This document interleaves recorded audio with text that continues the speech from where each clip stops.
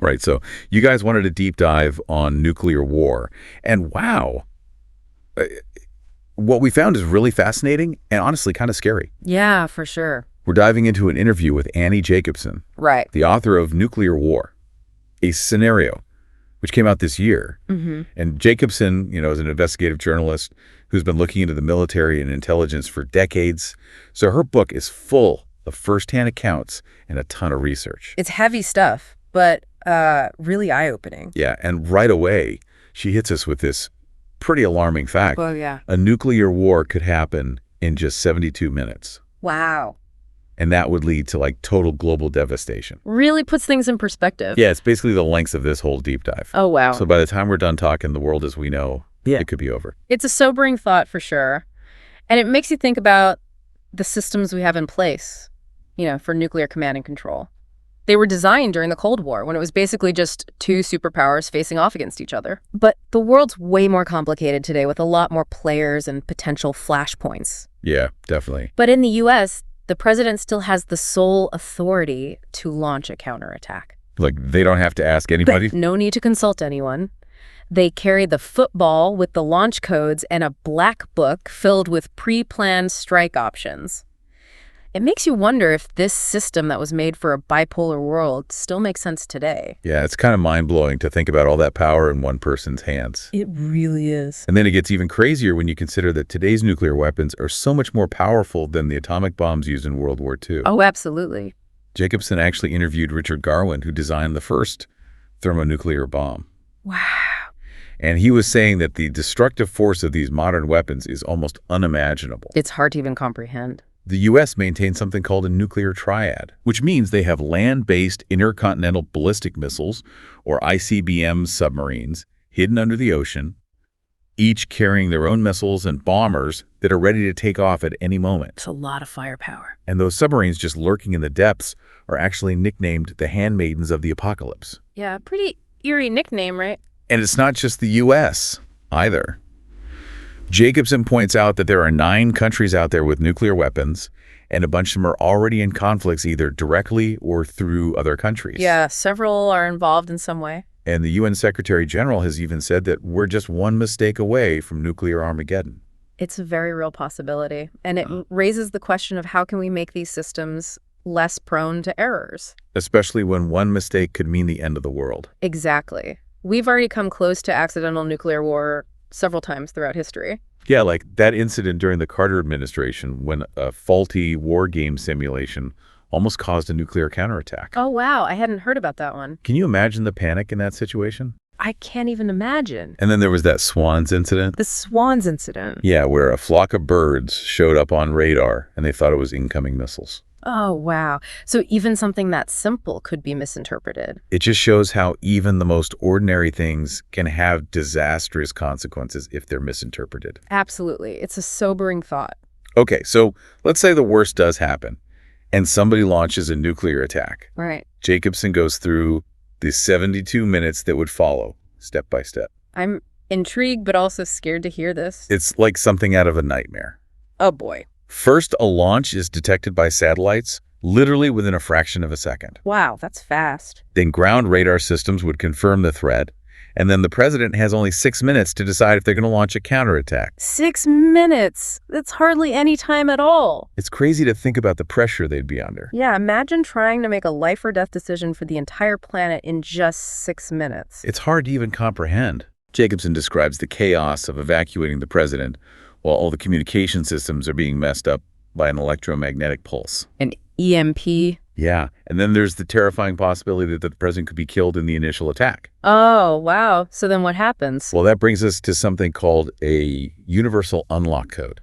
A universal unlock code. What's that? It's designed to give launch authority to someone else if the president is incapacitated. So it's like a backup plan. Exactly. It's a system meant to ensure retaliation, but it also adds another layer of risk. Yeah, because what if the wrong person gets a hold of that code? Or what if there's some miscommunication that leads to it being used? Yeah, that's a scary thought. And then you have the potential for things to escalate even further as other countries see the counterattack and think they're being targeted. So it could turn into a global nuclear war. Yeah, and it could all happen within just a little over an hour.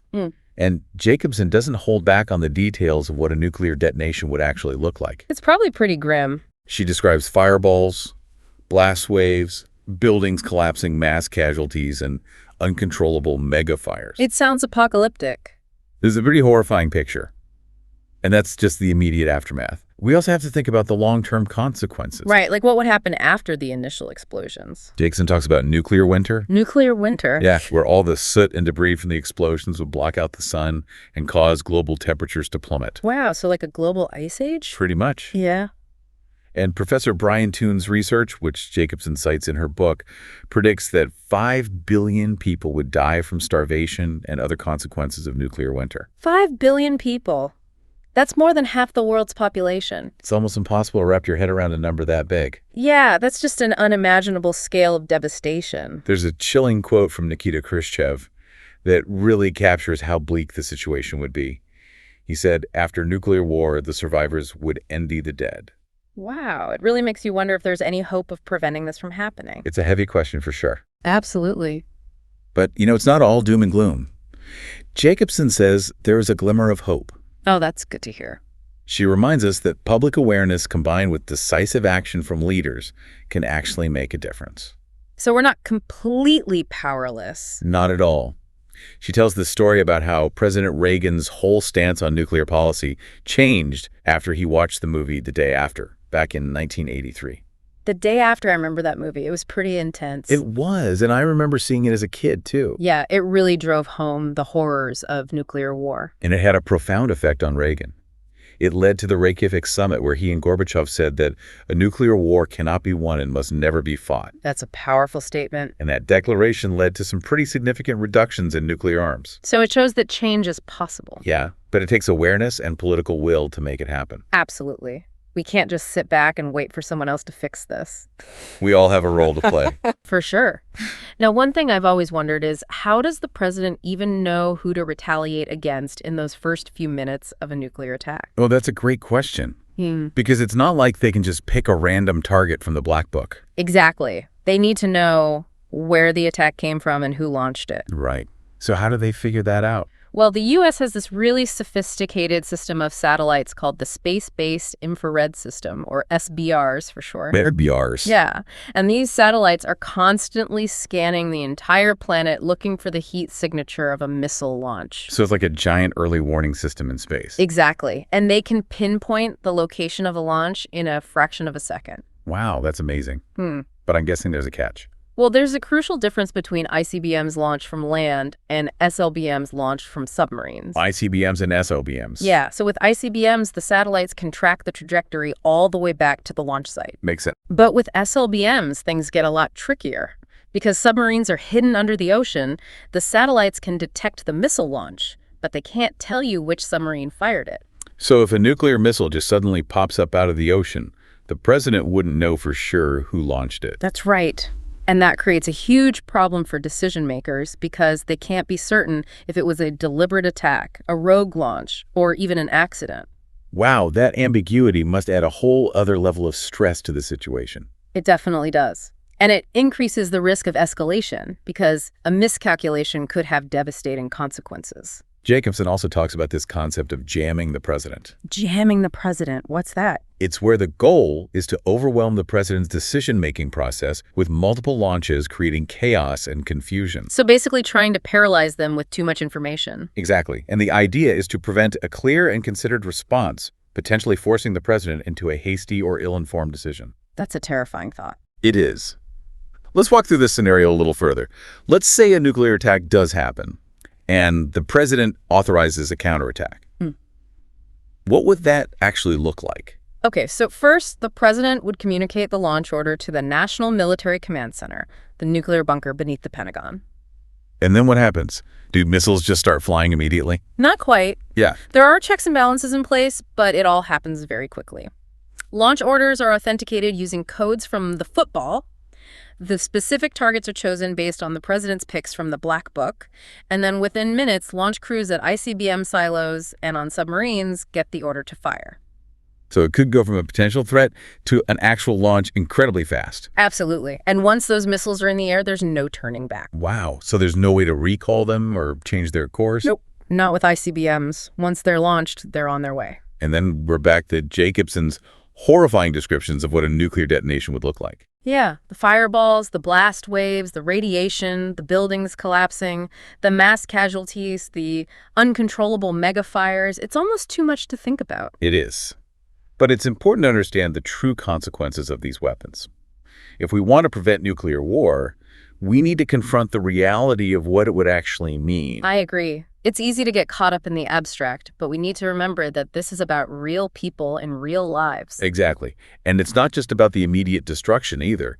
We have to consider the long-term effects too. Right. We've talked about nuclear winter, where the soot and debris from the explosions would block out the sun. And Professor Brian Toon's research estimates that 5 billion people would die from the consequences of that. 5 billion people. It's a truly staggering number. It's hard to imagine what life would even be like for those who survived. They would face radiation poisoning, widespread famine, societal collapse, and a world completely changed by the effects of nuclear war. It's a chilling thought. Yeah. And it raises the question again, is there anything we can do to stop this from happening? That's the question that haunts me. But I think we have to believe that there's hope. Yeah, definitely. We've talked about how public awareness and leadership can make a difference, and how we all have a role to play. Absolutely. We can't afford to be complacent. One thing that really stuck with me from Jacobsen's book was her description of the universal unlock code. Yeah, that was pretty wild. It's fascinating and terrifying at the same time. It really speaks to the logic of deterrence. The idea that the threat of mutually assured destruction is what prevents nuclear war. But it also highlights the risks of relying on such a system. Right. What if the wrong person gets their hands on that code? Yeah. Or what if there's a miscalculation or misunderstanding that leads to it being used? It's a gamble with the fate of the world. Jacobsen's book also does a great job of walking us through those critical 72 minutes after a nuclear attack. It's like a step-by-step guide to the apocalypse. Yeah, but it's important to understand the sequence of events so we can grasp the urgency of the situation. I agree. We need to know what we're up against. She describes how the Secret Service would rush the president out of the White House. I can imagine it would be pretty chaotic. Totally. Yeah. They might even have to parachute out of Marine One to avoid the EMP. Wow. That's some serious action movie stuff. It is. But it's all based on real protocols and procedures. And it just shows how seriously they take the threat of a nuclear attack. Absolutely. Jacobsen also goes into detail about how some of our nuclear command and control systems rely on surprisingly old technology. Really? Like what? Like star sighting for navigation. Wow, that's pretty low tech for something so high stakes. It is, but it's also incredibly reliable. It makes you think about the balance between technological sophistication and vulnerability. Yeah, you'd think everything would be super high tech, but sometimes the simplest solutions are the best. And then there's the potential role of AI in all of this. Oh yeah, AI is changing everything these days. How does that factor into the nuclear equation? Well, Jacobsen talks about how AI could actually increase the risk of accidental war, either through autonomous decisions gone wrong, or by hacking into and manipulating our nuclear systems. So it's a double-edged sword. Exactly. It can be used for good or for bad. And we need to be very careful about how we develop and deploy AI systems, especially when it comes to something as sensitive as nuclear weapons. That's a lot to think about. It is. Jacobsen's book isn't exactly a light read, but it's an incredibly important one. It's a wake-up call to the very real dangers we're facing. And a reminder that we can't afford to be complacent about the nuclear threat. Absolutely. We need to stay informed, engage in dialogue with our elected officials, and support organizations that are working to reduce the nuclear threat. And we need to remember that this is a human-made problem, which means it can be solved by human action. I love that. It's a message of hope amidst all the darkness. It is. There's a lot to be concerned about, but we can't give up hope. Jacobsen points to the example of Reagan and Gorbachev, who were able to find common ground and work toward nuclear disarmament, even though they had very different ideologies. That's a powerful reminder that even in the face of seemingly insurmountable challenges, dialogue and diplomacy can make a difference. And the fact that we've reduced the global nuclear arsenal from over 70,000 warheads in the 1980s to around 12,500 today shows that progress is possible. That's really encouraging to hear. It is. It's a reminder that we're not powerless in the face of this threat, but it also underscores the urgent need for continued action. We can't afford to let up the pressure or to lose sight of the goal, a world free from nuclear weapons. That's a goal worth fighting for. Absolutely. Yeah. And Jacobsen's book is a call to action for all of us to become more informed, more engaged and more committed to building that world. I couldn't agree more. It's a must-read for anyone who cares about the future of humanity. Yeah, it's a million-dollar question for sure. Jacobsen doesn't give any easy answers, but she does point out that the world has come back from the brink of this before. Oh, yeah. And that through dialogue and diplomacy and, working together, we can actually create a safer and more peaceful world. It gives me hope to hear that. Me too. I mean, the Reykjavik summit, where Reagan and Gorbachev said they would work towards a world without nuclear weapons, is a pretty powerful example of what's possible when leaders are willing to put their differences aside and work toward a common goal. It shows that it can be done. Exactly. And the fact that we've reduced the number of nuclear weapons from over 70,000 back in the 1980s to around 12,500 today shows that progress is definitely being made. That's actually a huge reduction. Yeah, it's significant. But it also means we can't let up. We have to keep the pressure on and keep our eyes on the prize, a world free from nuclear weapons. Absolutely. Now, one thing that always gets me is, how does the president even know who to retaliate against in those first few minutes of a nuclear attack? Yeah. That's a great question. Because it's not like they can just pick a random target from the black book, right? Exactly. They have to know where the attack came from and who launched it. You got it. So how do they figure that out? Well, the U.S. has this super sophisticated system of satellites called the Space-Based Infrared System, or SBIRS for short. Yep. And these satellites are constantly scanning the globe looking for the heat signature of a missile launch. So it's like a giant early warning system up in space. Precisely. And they can pinpoint the location of a launch incredibly quickly, like in a fraction of a second. Wow, that's amazing technology. But I'm guessing there's a catch? Well, there is a key difference between ICBMs launched from land and SLBMs launched from submarines. ICBMs and SLBMs. Yeah. So with ICBMs, the satellites can actually track the trajectory all the way back to the launch site. Makes sense because they have a clear path. Exactly. But with SLBMs, things get a lot more complicated because submarines are hidden under the ocean. The satellites can see the missile launch, but they can't tell you which submarine it came from. So if a nuclear missile just suddenly pops up out of the ocean, the president wouldn't know for sure who to retaliate against. That's right. And that creates a huge problem for the people making the decisions because they can't be sure if it was an intentional attack or a rogue launch or even just an accident. That must make it incredibly difficult to know how to respond. It definitely does. And it raises the risk of escalation because misinterpreting the situation could lead to devastating consequences. Wow. It's scary to think about how easily things could spiral out of control. It really is. Jacobsen also talks about this idea of jamming the president. Jamming the president. What does that mean? Basically, it's where the goal is to overload the president's decision-making process with multiple launches all at once, creating chaos and confusion. So basically trying to make it impossible for them to think clearly. Exactly. The idea is to prevent a clear and calculated response, which could force the president to make a rushed or uninformed decision. It's terrifying to think that someone would deliberately try to manipulate the situation like that. It is. It shows just how high the stakes are. Let's walk through this scenario a little further. Let's say a nuclear attack does happen and the president gives the order to retaliate. What would that actually look like? All right, so first the president would send the launch order to the National Military Command Center, which is the nuclear bunker located underneath the Pentagon. And then what? Do the missiles just start flying right away? Well, not immediately. There are checks and balances in place, but it all happens very quickly. The launch orders are authenticated using codes from the football, and the specific targets are selected based on what the president chooses from the Black Book. And then within minutes, launch crews at ICBM silos and on submarines receive the order to fire. Wow.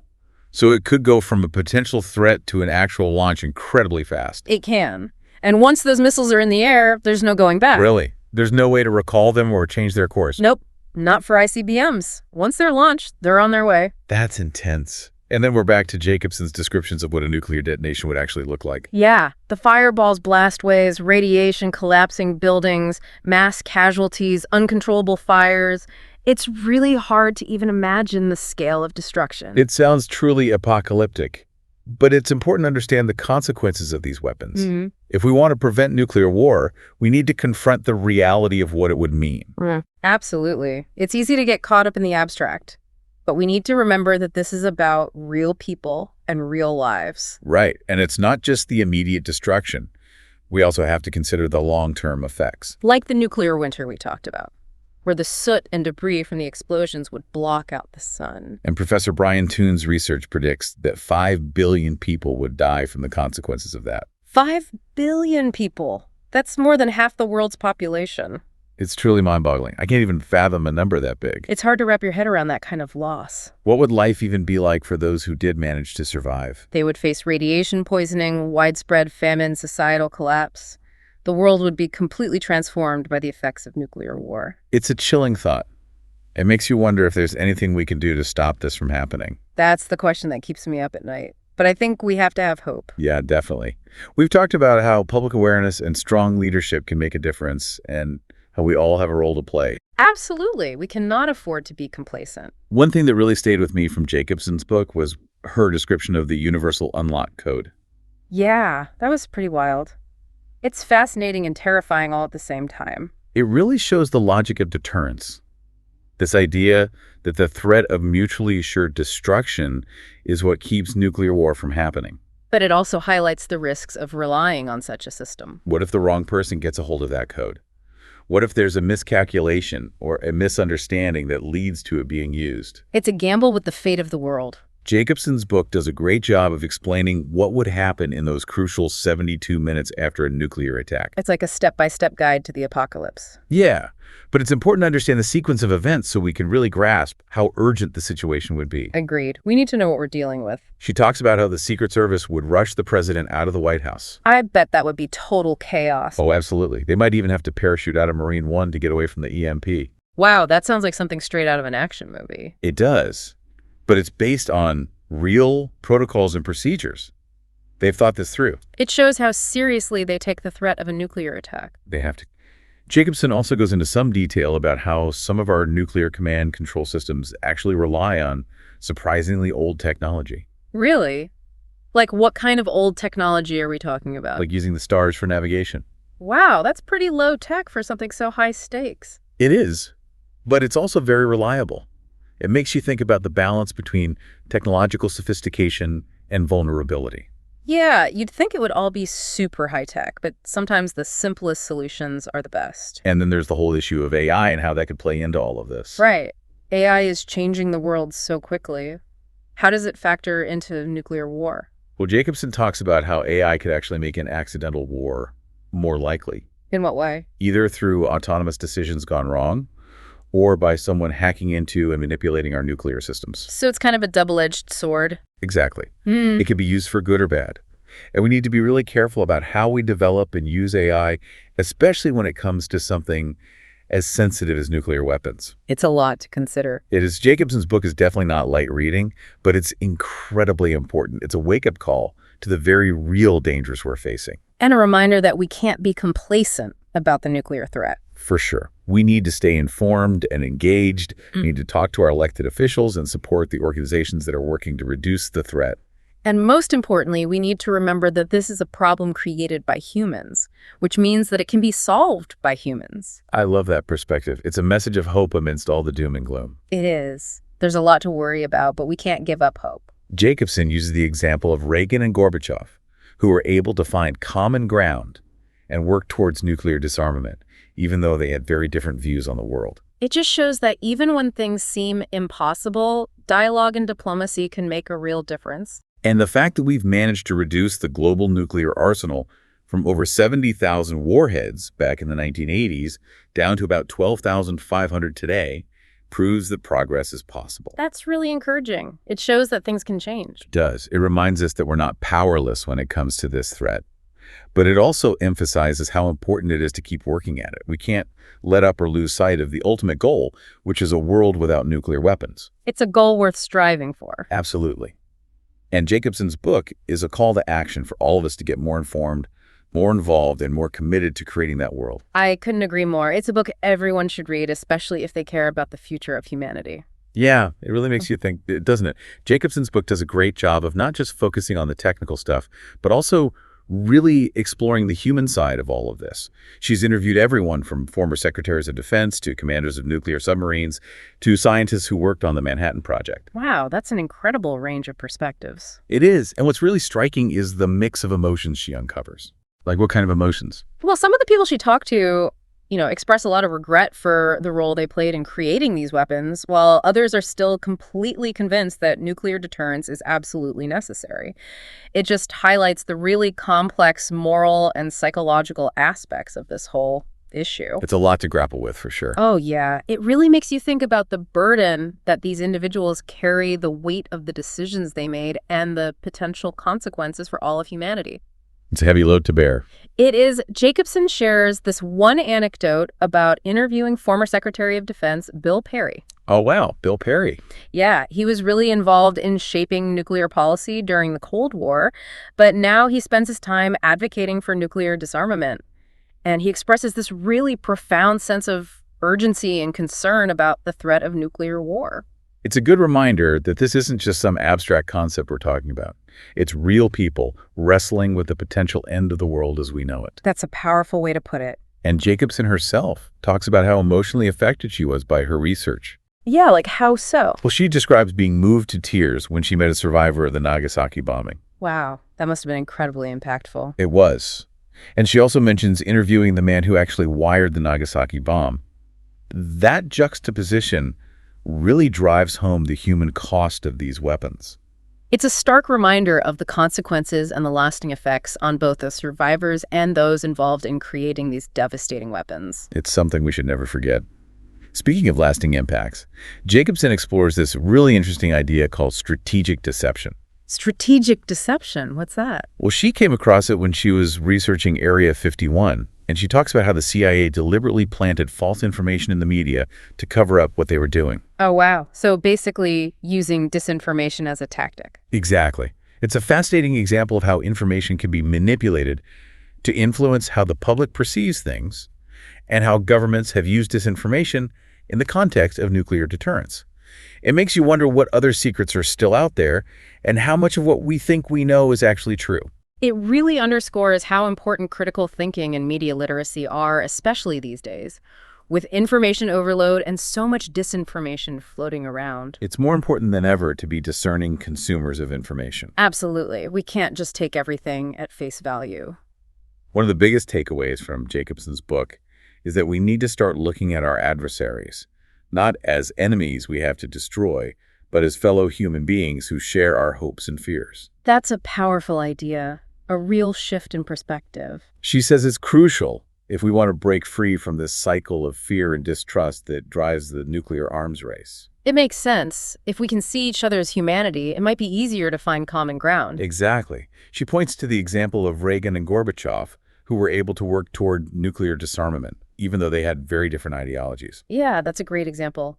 It shows that it's possible to overcome even the deepest divisions. It really does. It's inspiring. It is. It gives me hope. Jacobsen's book doesn't offer any easy solutions, but it does leave us with a message of hope. Yeah. Like what? She reminds us that the threat of nuclear war is a human-made problem, which means that it can be solved by humans. It's a powerful reminder that we have the ability to change course. And that's something we can all get behind.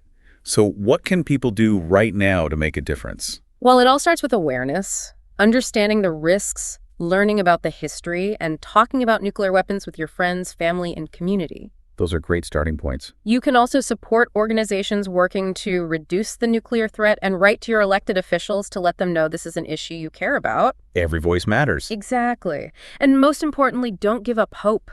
Don't let yourself become apathetic or despairing. Remember that change is possible, and every single voice counts in this fight for a future free from the threat of nuclear war. So well said. It's been a heavy topic, but I think we've covered a lot of important ground today.